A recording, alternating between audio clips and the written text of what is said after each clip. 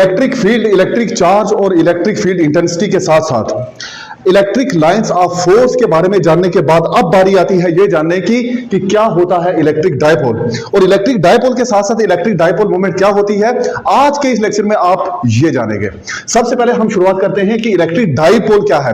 जैसा कि नाम से ही पता चल रहा है कि डायपोल, डायपोल मतलब कि टू पोल्स हो, यानी एक चार्ज। हम यहां पे क्योंकि ये इलेक्ट्रिक है इसलिए समथिंग रिलेटेड टू इलेक्ट्रिसिटी तो होना चाहिए, दैट इज आवर चार्ज।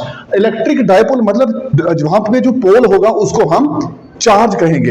अब डाइपोल है तो दो चार्ज कौन से, क्या सेम चार्ज वाले होने चाहिए? नहीं, यहां पे हम अपोजिट चार्ज लेंगे, एक नेगेटिव चार्ज लेंगे, एक पॉजिटिव चार्ज। अब जब मैंने ये कहा कि एक नेगेटिव लेंगे एक पॉजिटिव लेंगे, बीच में कुछ तो डिस्टेंस होगा। उस स्मॉल डिस्टेंस से एक ऐसा सिस्टम जो सेपरेटेड हो, जिसके एक साइड एक पोल मतलब एक चार्ज मतलब अपोजिट चार्ज और दूसरे में अपोजिट हो, ठीक है। इस तरह से जब एक बीच में कुछ डिस्टेंस से सेपरेटेड वाला एक सिस्टम बनता है उसको हम डाइपोल कहते हैं। तो इलेक्ट्रिक डाइपोल का आपको यह समझ आया, dipole consist of the pair of the charges. Pair of charges मतलब टू चार्जेस, पेयर जोड़ा होता है, जोड़े में दो चीजें होती हैं, ठीक है। तो वो चार्जेस का पेयर जो कि सेपरेटेड हो वेरी स्मॉल डिस्टेंस से, उससे जो पूरा सिस्टम बन जाता है उसको हम कहते हैं क्या? Electric dipole.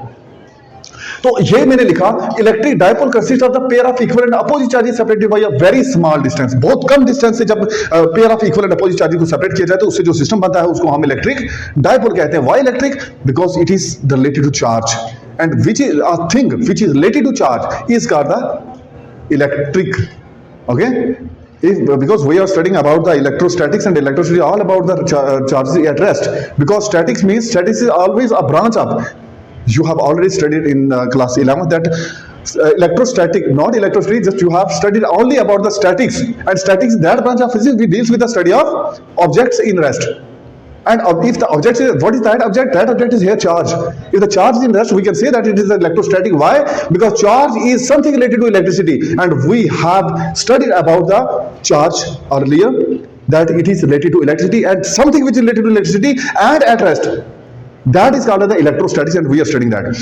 Now it is the electric dipole, and we have already told you that electric dipole consists of a pair of equal and opposite charges that is separated by a very small distance, and a system which becomes by consisting of these two poles as well as the distance is called the electric dipole. Now we will study about the electric dipole moment. What is the electric dipole moment? After the electric dipole, we have already studied about the electric field intensity. I have already told you that in electric field intensity, what was there? It was the strength of electric field. Strength of electric field is measured in the electric field intensity. Similarly, the strength of the electric dipole is measured in the electric dipole moment. Simple. In electric dipole moment, you study the strength of the electric dipole, and what's that? If mathematically you say that, then you will define it as the product. What you have studied about the product? Product is the multiplication of the two numbers, as the addition means sum and subtraction means the minus. So here the product means multiplication. Now here is also a product of the two things. What are these two things? These two things, one of them is the one of the charge, and another is the distance separating the two charges. I have already told you that a separated distance, if the two poles separate the some distance, then you say that it is the dipole. And in dipole there are the two charges. I have here told you that one of the product of one of the charges and the distance separating these two charges. तो यहां तक हमें पता चला कि अगर दो charge के बीच में कुछ डिस्टेंस सेपरेटेड तो वो डाइपोल सिस्टम है, वो डाइपोल इलेक्ट्रिक डाइपोल है। लेकिन डाइपोल मोमेंट हमें स्ट्रेंथ बताती है, डाइपोल मोमेंट स्ट्रेंथ बताती है, और ये हमें बताती है कि अगर आप चार्ज के साथ साथ डिस्टेंस का प्रोडक्ट करोगे, चार्जेस से सेपरेटेड डिस्टेंस हो गया, बट दोनों में से किसी एक चार्ज को आप लो जो कि सेपरेटेड हो, स्मॉल डिस्टेंस मैंने यहां पे 2a ले रखा है, ठीक है। तो इसके प्रोडक्ट यानी एक चार्ज हो दूसरा डिस्टेंस हो, दोनों के प्रोडक्ट से जो एक फिजिकल क्वांटिटी बनती है उसको आप इलेक्ट्रिक डाइपोल मोमेंट कहते हैं, जिसको आप p से डिनोट करते हो। स्मॉल p के ऊपर वेक्टर डाल दिया, because it is a vector quantity. Vector quantity is that which have both the direction as well as magnitude, जिसका मैग्नीट्यूड भी हो जिसकी डायरेक्शन भी हो उसको वेक्टर क्वांटिटी कहते हैं। तो p एक ऐसी क्वांटिटी, p मतलब moment, okay, dipole moment, electric dipole moment. तो it is denoted by p and is given by this p is equal to क्या इनटू 2। व्हाई? बिकॉज़ मैंने बोला आपको कि दोनों का प्रोडक्ट मतलब charge, one of the charge और 2a। आप कहोगे वन ऑफ द चार्ज कौन सा, पॉजिटिव नेगेटिव कोई भी ले लो यार, मैंने क्या लिखा है यहां पे, मैंने यहां पे क्यों लिखा? तो चार्ज है one of the charge and 2a क्या हो गया, ठीक है। देखो यार, इक्वल एंड अपोजिट चार्जेस हैं, बराबर के चार्जेस है ना, और अपोजिट है, आप जिसको मर्जी लो सेम इफेक्ट होगा, चाहे नेगेटिव वाला लो पॉजिटिव वाला लो। पॉजिटिव वाला इधर दे रहा है इफेक्ट, नेगेटिव वाला उधर दे रहा, तो दोनों सिस्टम तो सेम ही हो गया। ओके, तो ये P इज इक्वल क्या इनटू 2A, तो इस प्रोडक्ट से बना जो चीज उसको इलेक्ट्रिक डायपोल मोमेंट कहते हैं। It is measured in cm। What cm is not the centimetre, it is coulomb metre.